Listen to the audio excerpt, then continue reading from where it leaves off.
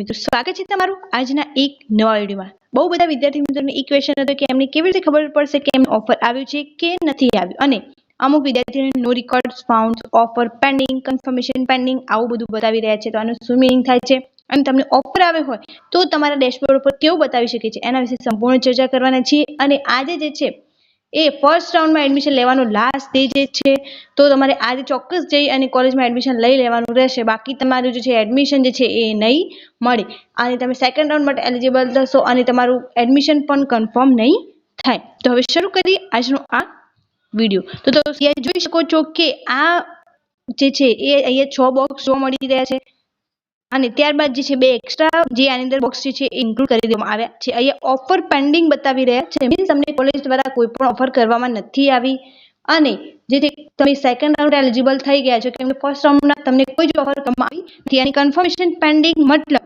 તમને ઓફર આવ્યો હોય અને તમે કન્ફર્મ કરાવો પછી આ બંને ગ્રીન થઈ જશે। ખાલી એટલો ઓફર આવેલો હશે તો ઓફર પેન્ડિંગ જે છે એ એની અંદર જ ખાલી ગ્રીન ટીક થશે અને કન્ફર્મેશન ની અંદર જે છે એ ગ્રીન ટીક નહીં થાય। અને તમને આ રીતે જે છે ઓફર ની અંદર બતાવશે કે નો રેકોર્ડ્સ ફાઉન્ડ। નો રેકોર્ડ ફાઉન્ડ મતલબ હજુ તમને કોઈ પણ ઓફર કરવામાં આવી નથી। જો અહીં ઓફર કરવામાં આવશે તો એ બધી જ ડિટેલ જે છે એ આવી જશે। ત્યારબાદ તમે એડમિશન કન્ફર્મ કરાવશો એટલે બધી જ ઇન્ફોર્મેશન જે છે એ તમને જોવા મળી જશે અને લાસ્ટમાં એક ઓપ્શન હશે કે કન્ફર્મ ઓફર અને ત્યારબાદ ડાઉનલોડ ઓપ્શન હશે।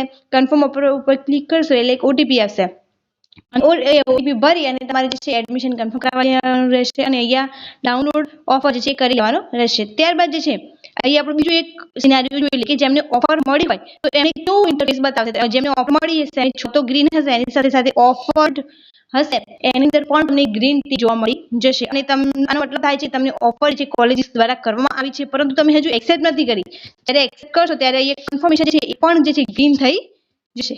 હજુ સુધી તમે કન્ફર્મ ઓફર કરી નથી એ તમે જોઈ શકો છો કે આ વિદ્યાર્થી મિત્ર જે છે એને આપેલી ઓફર પરંતુ જે છે એને હજુ કન્ફર્મ ઓફર ઉપર ક્લિક કરી અને ઓટીપી સબમિટ કર્યા નથી, કેમ કે એને આ કોલેજીસ અંદર જવું નથી અને જે છે એ સેકન્ડ રાઉન્ડમાં અપ્લાય કરવા માંગે છે। સેકન્ડ રાઉન્ડમાં પણ કઈ કરવાનું નથી, ડાયરેક્ટ સેકન્ડ રાઉન્ડમાં એલિજિબલ થઈ જશે જો એ ક્લિક કરી અને એડમિશન કન્ફર્મ નહીં કરાવે તો કોલેજીસ અંદર અને એડમિશન કન્ફર્મ કરાવી દીધું હશે તો જો તમે એડમિશન કેન્સલ કરાવશો તમે ફરીથી આ ફોર્મ ફિલ કરી શકો છો અને બીજા રાઉન્ડમાં જઈ શકો છો, પરંતુ એ ડાયરેક્ટ 5મો રાઉન્ડ હશે, તમે ત્રીજા અને ચોથા રાઉન્ડની અંદર એલિજિબલ નહીં રહો। તો આને વધુ શેર કરો જેથી જે વિદ્યાર્થી મિત્રોને આના રિલેટેડ કોઈ પણ ક્વેશ્ચન હોય એને તમામ ઇન્ફોર્મેશન જે છે મળી રહે।